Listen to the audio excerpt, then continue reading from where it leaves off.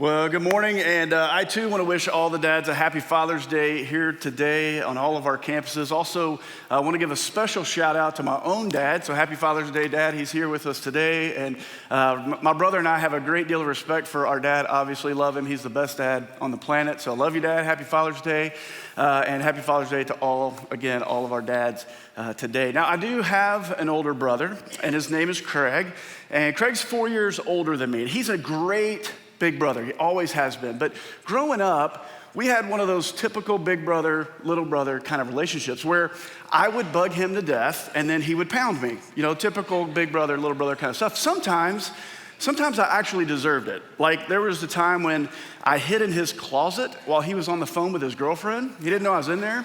10 minutes into the phone call, I explode out of the closet and I scared him to death. I yelled as loud as I could. In my fourth grade mind, I really thought he would appreciate what I had done. And I thought he'd be like, man, my brother's really creative. That's great. That really wasn't his response at all. In fact, his response was to jump on me and pound me because that's what I probably deserved in that moment. But there were plenty of times too when I did not deserve the pounding that I got or the tormenting that he gave to me. Like he used to love to get me down on the ground, put his knees on my shoulders, lean over my face and do that thing where you let the spit drip all the way down where it almost touches you and then suck it back up as fast as you can.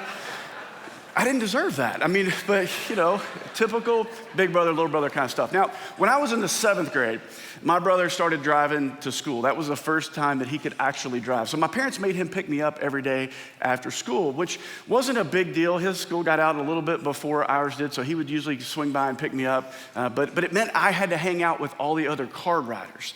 And again, on a normal day, that wasn't a big deal because I left pretty early. But it got a little dangerous if he was ever late because like in every school, our middle school, River Chase Middle School down in Birmingham, Alabama, we had our fair share of bullies. And there were 3 bullies in particular. I'm gonna call them Scott, Sean, and Jason because, well, that's their names. And they were mean. And they don't deserve to have their reputation protected at all. But these guys were the worst. And they would come out, once the car rider line kind of thinned out on the back of the school, there were never teachers out there, so they knew they could come out and mess with kids. So they would come outside and they would mess with kids normally, but they would always end on what they were most famous for. Their dreaded red bellies. I don't know, do you know what a red belly is? Anybody know what a red belly is? It's where you get a kid down. It's where these jerks, these guys would get a kid down. They'd lift his shirt up and they would pound on his belly until it was the color of a candy apple. That is a red belly. And some of you are gonna go home and try that today. But these guys were famous for it. So there was this one day when my brother was late and I started to kind of get a little nervous and I'm looking around and the crowd's thinning out and I'm kind of down the end of the sidewalk, but I hear the doors to the school open up and I hear their obnoxious voices. There are a couple kids up near the building they start messing with. I was a beanpole back then anyway, so I kind of thought I can hide behind one of these posts that holds up this canopy and maybe they won't see me.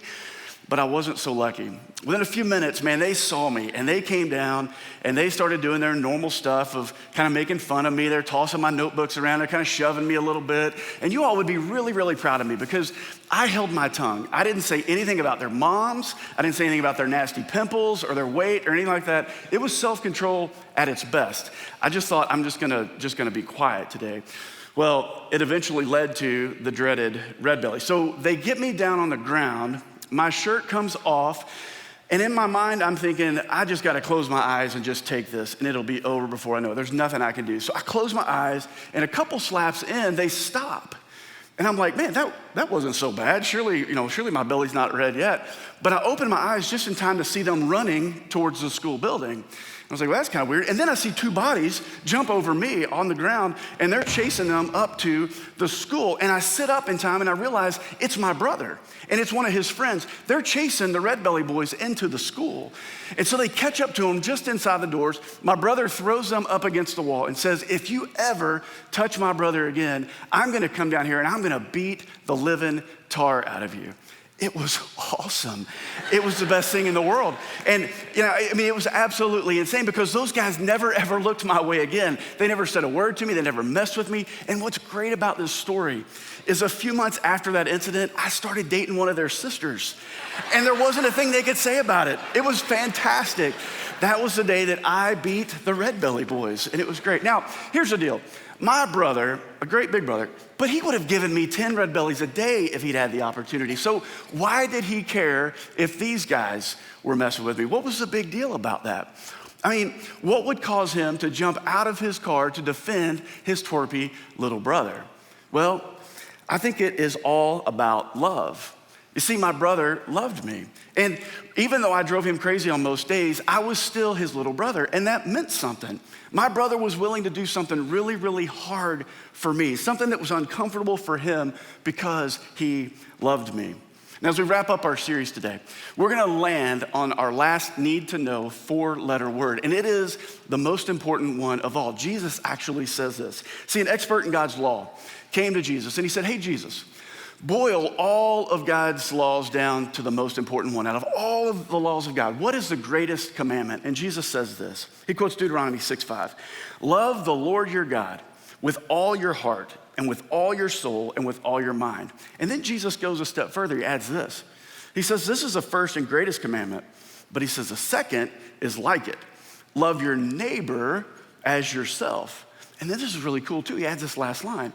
All the law and the prophets hang on these 2 commands. All of God's laws hang on this one 4-letter word, L-O-V-E, love.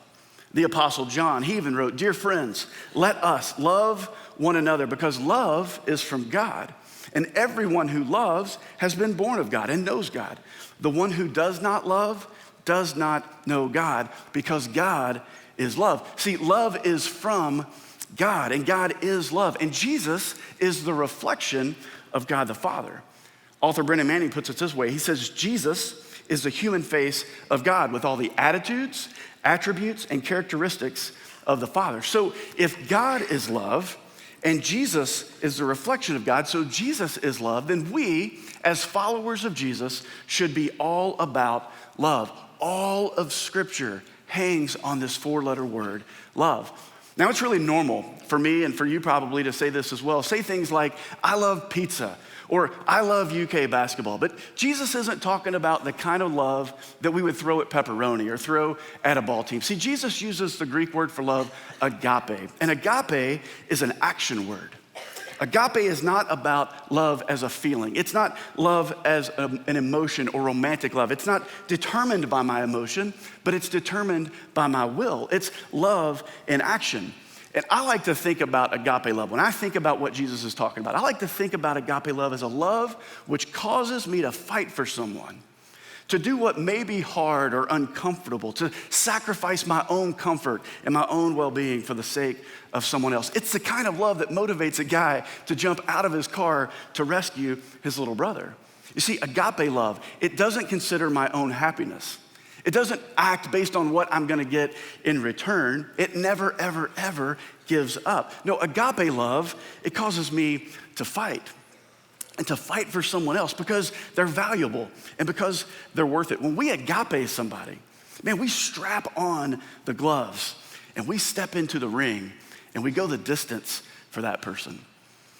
So here's Jesus on the night before he's gonna be arrested, and he's spending some alone time with his closest followers. We call them the disciples. If you follow Jesus, then you are a disciple of Jesus. And these guys were his very first followers. They're the guys who will eventually lead a revolution that will completely change the world through the church. He spent 3 years teaching these guys and showing these guys how to live a godly life. They watched him do some of the most amazing things ever on the planet. And then they'd have their own private Q&A time with him, where they would sit down and they'd be able to ask Jesus to break down what just happened. For example, they may have asked him a question like, hey, Jesus, we noticed that one blind guy, you spit and then you rubbed that on his eyes and you healed him that way, but you didn't do that for every blind guy. How come you did it that way? Or they may have said, Jesus, you said my faith can move a mountain. Can my faith really move a mountain? And then Jesus would explain that to him. Or maybe they asked him something fun like, hey, Jesus, what did it feel like when you walked on that water? We've all wanted to do that. What was that like? These guys had their own personal tutoring sessions with the Son of God. Amazing kind of stuff. And now they find themselves in a room with him just hours before he would be arrested, days before he would rise from the dead and ascend back up into heaven. Now, of course, they didn't know all of this at that time. But Jesus did. Jesus knew that this was it. This was his last chance with his guys to give them some of the most important teaching of all. It was his final words to Jesus. Now, our last words can really sum up our entire lives. We can tell a lot about a person and what they lived their entire life for just by their final words. For example, Joseph Wright, he was an editor of the English Dialect Dictionary, and his very last word was actually the word dictionary. I mean, what's it like to be the guy who edits the dictionary? I guess all you think about is dictionary. So when he died, that's what he said. The guy who wrote Sherlock Holmes stories, Sir Arthur Conan Doyle, he died in his garden. And he turned to his wife as he was dying, and he said to her, "You are wonderful." Then he clutched his chest, and then he passed away. I mean, life-defining words. He lived for his wife. Entertainer Donald O'Connor, his last words were, "I'd like to thank the Academy for the Lifetime Achievement Award that I will eventually receive." And he still hasn't gotten one. But that's what he lived his life for. He lived his life for that recognition. And as he was dying, someone asked former Secretary of State William Henry Seward, he said, if you had any final words, what would they be? And he said, nothing. Only love one another. Famous last words. Jesus knew the power of final words. So around a table with his closest friends, Jesus speaks. And this is our text for today. He says, "A new command I give you. Love one another. As I have loved you, so you must love one another." He says, "By this, all men will know that you are my disciples if you love one another." And then just a few chapters later, Jesus says it again. He says, "My command is this, love each other as I have loved you." This must be important stuff for Jesus. Jesus gave that lawyer the two greatest commands, love God and love people. And now he's boiling it all down to one simple new command, love one another as I have loved you. Now the word new that Jesus talks about in this new command, it can also be translated as the word fresh. You see, it's updated, it's improved, it's simplified. Jesus isn't saying take the love God piece out. He's not saying don't love God anymore. Instead, he's saying that the best way to love God is to love one another. Love God's children. Love me by loving my kids is what Jesus is saying. You see, every parent is honored when their kids are loved by someone else. When someone else invests in your kids, man, you love that. You're honored by that. You're blessed by that. And God is no different.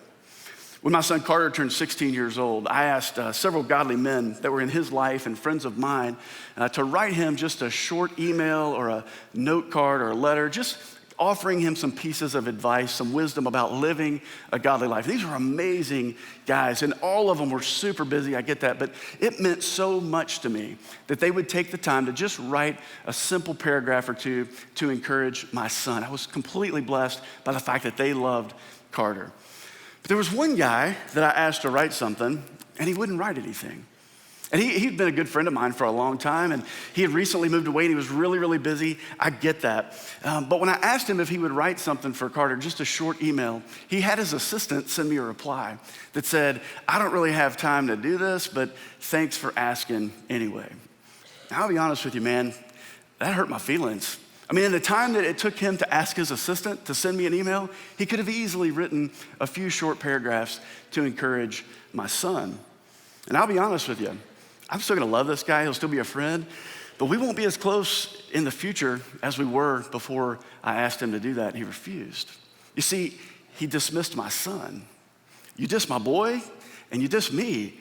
You and I can have an issue all day long and probably be okay, but if you do something against one of my kids, ultimately we're gonna have a little bit of a problem. God's no different than that. Now, one of the most important ways that we love God is by loving God's children. And notice this, Jesus doesn't call this a new piece of advice or some simple new suggestion. No, he calls it a command, a command. He commands us to love one another.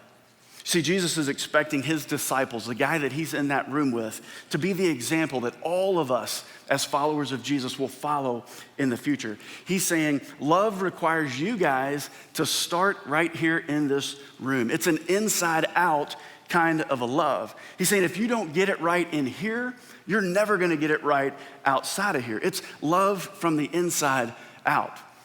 And that's true of us too, isn't it? I mean, in this room at 10 after, or in Danville, in Lexington, at our Georgetown campus, our mission to unleash a revolution of love on our world, it starts with us as disciples of Jesus. If we don't get it right with each other, we're never gonna get it right at home.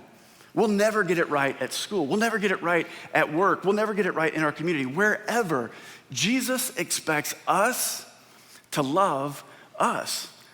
And that makes sense, doesn't it? I mean, as followers of Jesus, we should have no problem loving and fighting for one another. But if we're honest, sometimes we get that completely upside down. We get it wrong. I mean, we can easily fight with each other rather than for each other. I don't know if you saw this video or not, but this is a church down in Georgia, and they were having a meeting to decide whether or not they were gonna keep their senior pastor.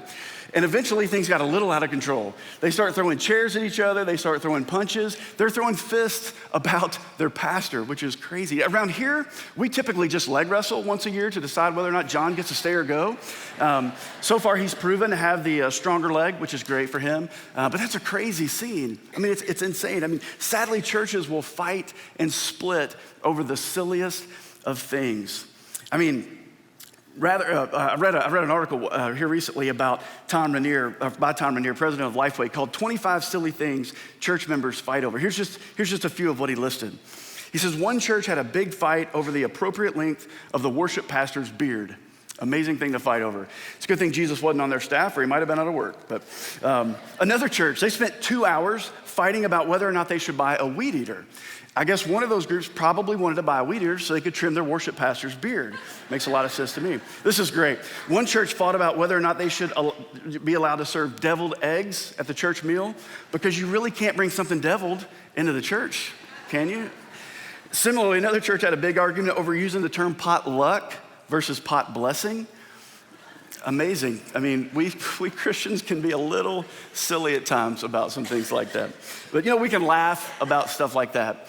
But the reality is church members will go to the grave hating other church members. Or we'll sit in a section just a few sections over from somebody else, and we'll completely ignore them because we got a problem with that person over something completely petty.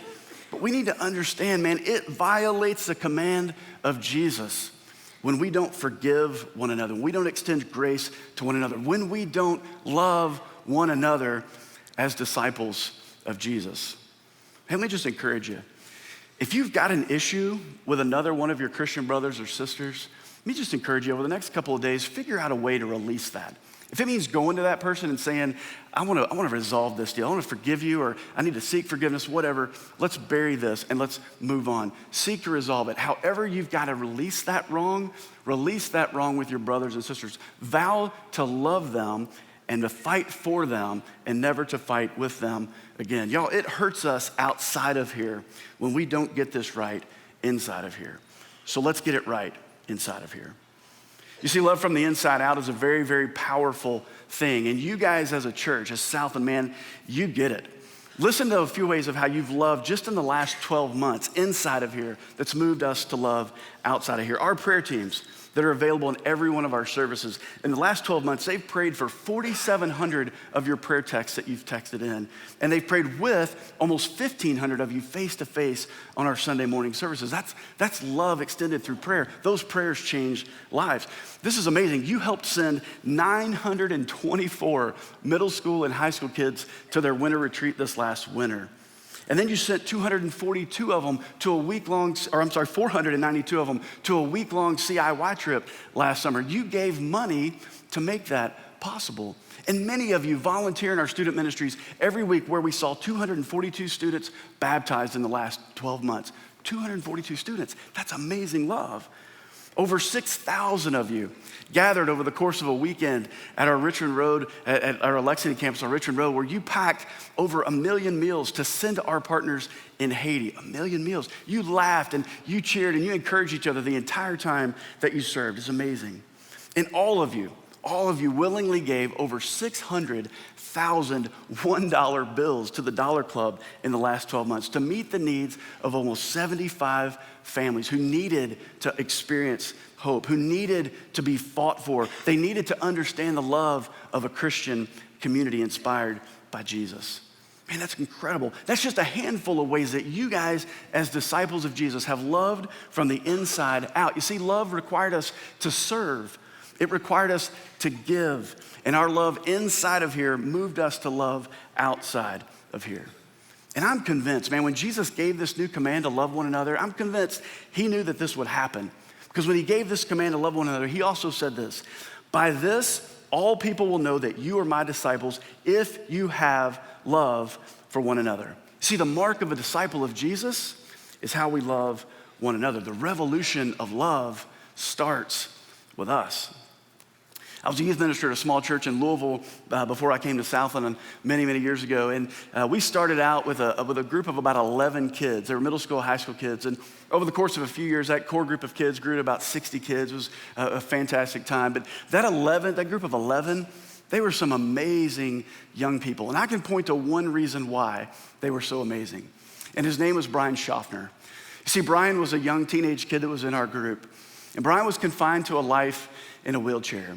He couldn't speak. He had severe challenges, severe disabilities, and had very limited fine motor skills. And our kids, man, they were all about including Brian in everything that we did. So they took care of him. They took care of that kid, and he needed somebody to take care of him all the time, and they were so willing to do that. They would wipe the slobber, the drool off of his face during our meetings, or they would feed him anytime that we had a meal together. They would hold his little card that he had that had the alphabet on it, that he would awkwardly point to letters anytime he wanted to say something, and he would spell it out that way, and they would hold that. It took a lot of patience for these kids to hang out with Brian, and it changed who they were. Brian would call me on the phone every once in a while, and he used this speak and spell machine to try to talk, where he'd have to spell every letter out on the phone conversation with me. What would take probably less than 5 minutes with another student would take about an hour with Brian on the phone. Every once in a while, he would mess up and he would drag his finger across all the letters, and he'd have to start back over. And man, just being completely transparent with you, there's times I would find myself growing really, really impatient just trying to talk with Brian because it was so challenging. But not these kids. Not these kids, man. They did whatever it took to love Brian. They modeled love for this young man, and they never once, not one time did they ever complain to me or any of our youth coaches. These are some amazing adults now that grew up as amazing young people, but they're amazing now because they know how to serve people and they know how to love people. And I believe it's because they learned at a really, really young age what it meant to agape someone. I believe that they knew what love required of them because of who they hung out with in Brian. They hung around a young man that desperately needed agape love, desperately needed someone to love him and fight for him, someone who would go all 15 rounds for him and never, ever give up. Hey, moms and dads, let me just tell you, if you got kids that you want to see grow up and learn how to agape other people the way Jesus commands us to agape other people, put them in opportunities and situations where they have to care for someone who's relying on them to love and fight for them. It will completely change their life. That's the way to help them learn that. And many of you care for folks with special needs every single day. You live agape love, and you are a great example for the rest of us. And let me just say, thank you. Thank you so much for modeling selfless love for the rest of us. You do an amazing job of that. But for the others of us, if we're honest, you know, it could be easier to love someone like Brian or some of our friends at Jesus Prom than it can be to love some of the people who are closest to us, like our wives sometimes. Sometimes it's difficult to love our husbands. Sometimes it's difficult to love our coworkers or our boss or maybe our parents. Sometimes those closest to us can be the ones that are the most difficult to love. But here's the thing. Jesus' command to love one another doesn't leave any room for exceptions. You see, for Jesus, everyone is valuable. Everyone is worth fighting for. A new command I give you, he said, love one another. And then he gives us the standard by which we're to love everyone. He says, as I have loved you, so you must also love one another. As I have loved you. You see, Jesus is the standard. Agape's perfect expression is Jesus. And love required Jesus to die for all of us. That's the standard by which we are to love one another. What does love require of me? It requires me to love Jesus the way that Jesus, or love people the way that Jesus loved. And how did Jesus love?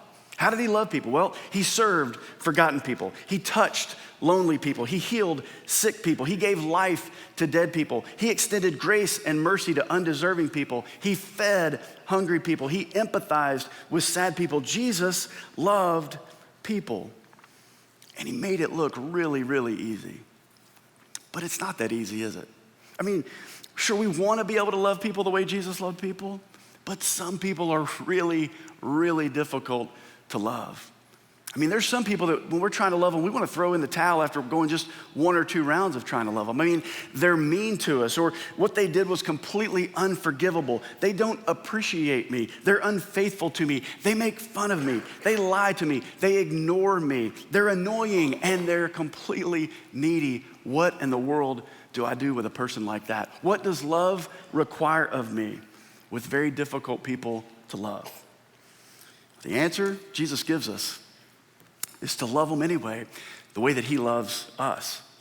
Love them anyway. Forgive them anyway. Help them anyway. Smile at them anyway. Serve them anyway. Put on the gloves. Step into the ring and fight for them anyway. Stay in until you hear the bell. I really wish I could give us all some sort of a loophole of what it would take to not have to go the distance to love other people. But there's just not one. See, Jesus is the standard for the love that we're supposed to have for one another. And we love God when we love people the way that Jesus loved people, like Jesus loved us. I love what Gary Black says about agape love. He says, agape love will always make us sweat. He says we have to strain to restrain our worst impulses. We have to dig down deep and refuse to hurt back. C.S. Lewis wrote, there's someone that I love even though I don't approve of what he does. There's someone I accept, though some of his thoughts and his actions revolt me. There's someone I forgive, though he hurts the people I love the most. That someone is me. He says there are plenty of things that I do that I don't like, but if I can love myself without approving of all I do, I can also love others without approving of all they do. I love this last line. As that truth has been absorbed into my life, it has changed the way I view everyone. Jesus commands us to love and to fight for one another just as he loves and fights for us. This new command that he gives, it comes with a reminder that we, as difficult as we can all be to love at times, are still loved. See, Jesus expects us to go all 15 rounds for other people because Jesus went all 15 rounds for us. He never gave up. He never threw in the towel. He went the distance. So what did love require of Jesus? Well, honestly, it required a whole lot more of him than it requires of us. For God so loved the world that he gave his only son, that whoever believes in him should not perish but have eternal life. God shows his love for us in that while we were still sinners, Christ died for us. He died for us. And because of that, John was able to write these words. See what great love the Father has lavished on us, that we should be called the children of God. See, we're his children. We're God's kids, and he fights for us. If you're a parent, you know that your children can be your greatest joy, but they can also be the source of your greatest heartache. Not long ago, our family went through probably the most darkest and the most difficult season of our entire lives. My daughter, Maddie, is an amazing young lady. She always has been. But there was this season of her life where she decided to go down this path and this road that honestly wasn't very good for her. If you're a parent, you've ever had a prodigal child in your life, you know the pain that we felt as her mom and her dad and as her family. I asked Maddie if she would be willing to share a little bit of her story with us today, and she was courageous enough to sit down and share that with us. So just take a listen to my daughter.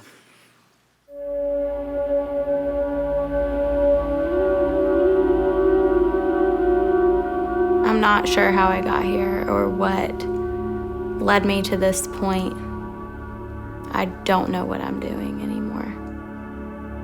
I don't know where I'm going. I started dating this guy. It was what I thought he was the one. I usually was with guys that my parents liked, and they liked him the first few months until he started taking me away from them. And it was little things that they noticed, like little red flags that they noticed that I didn't. And when they told me that, I would get defensive and shut down. I was hateful. I was mean.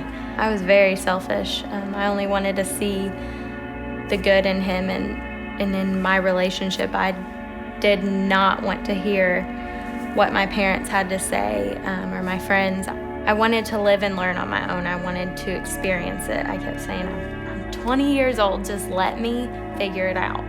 So I picked up my things and walked out of the house, and I ran really far. I moved in with his family and lived there for the summer.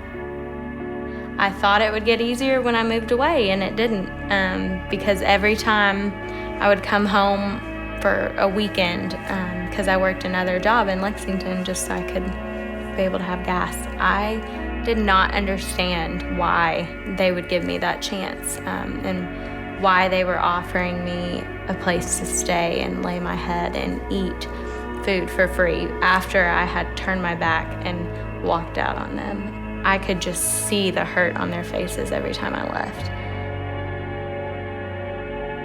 It was last January. I remember just feeling so low, and I wasn't officially with this guy. I was without a relationship with God. I was without a relationship with my family. I had hardly any friends left. I thought I was nothing and I deserved nothing. I was truly alone, and that brought me to my lowest point. One night I was screaming like I didn't want to be here anymore. I didn't want to do this anymore, and just like I was done. I had hit my low point. I was not ready to be on this earth anymore. It was that night, my family brought me in. All of my friends showed up, and they had said, Maddie's been talking about, taking her life. I can remember the look on my face, just how much hatred was on my face, because I did not want to be sitting there with them. I didn't want them to be telling me, we love you. That's just not what I wanted to hear. My dad said, come here, Maddie, and he wrapped me up in his arms and just held me tight, and he said, Maddie, you are beautiful and you are good, and this is not what God has called for your life, but God has so much more for you, and we love you enough to just help you through that. He prayed this long prayer over me, and he just kept saying how much he loved me in that prayer, and that's what really stood out to me. As soon as he finished praying, I felt free. I just felt alive. I needed them to show me what love is by fighting for me, and never giving up on me is when I ultimately saw that love. And I don't know where I would be now if they hadn't if they hadn't kept fighting for me and coming after me. And no matter how annoying I thought they were or how much I wanted them to stop, they didn't. And that's what I needed. Over and over and over again, I just needed them to keep trying, and keep knocking on the door of my stubborn heart.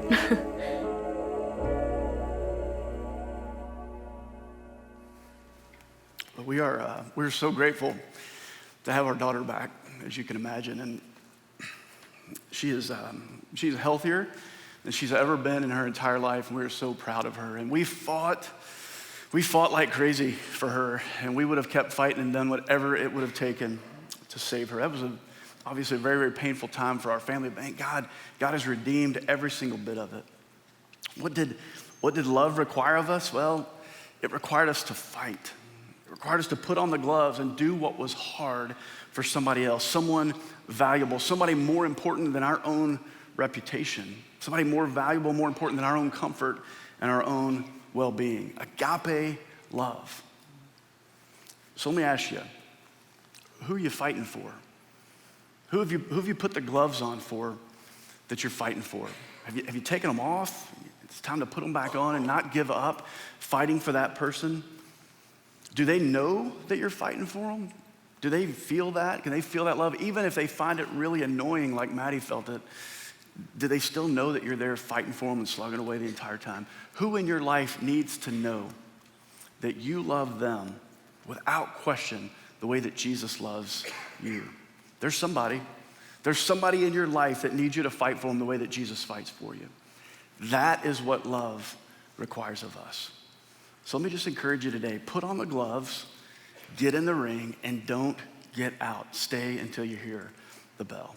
Let me pray for us. Father, we are grateful for the example of love that we have in Jesus. God, a love that doesn't stop, never gives up, a love that is willing to die for others, die for us. God, thank you so much for Jesus. God, call to our attention places in our lives and people in our lives that we need to get in the ring for, to put on the gloves for, and never, ever give up. God, there's somebody in all of our lives that needs to feel loved, even people sometimes who can be really difficult to love. God, we gotta love them. So Father, today as we walk out of this place, may we be encouraged and challenged to have eyes to see those in our lives who need to experience the love of Jesus through us. And may we be courageous enough to agape them, to love them, to fight for them. I thank you so much for loving us and being an example for us to follow as we love one another. And it's in Jesus' name I pray these things. Amen.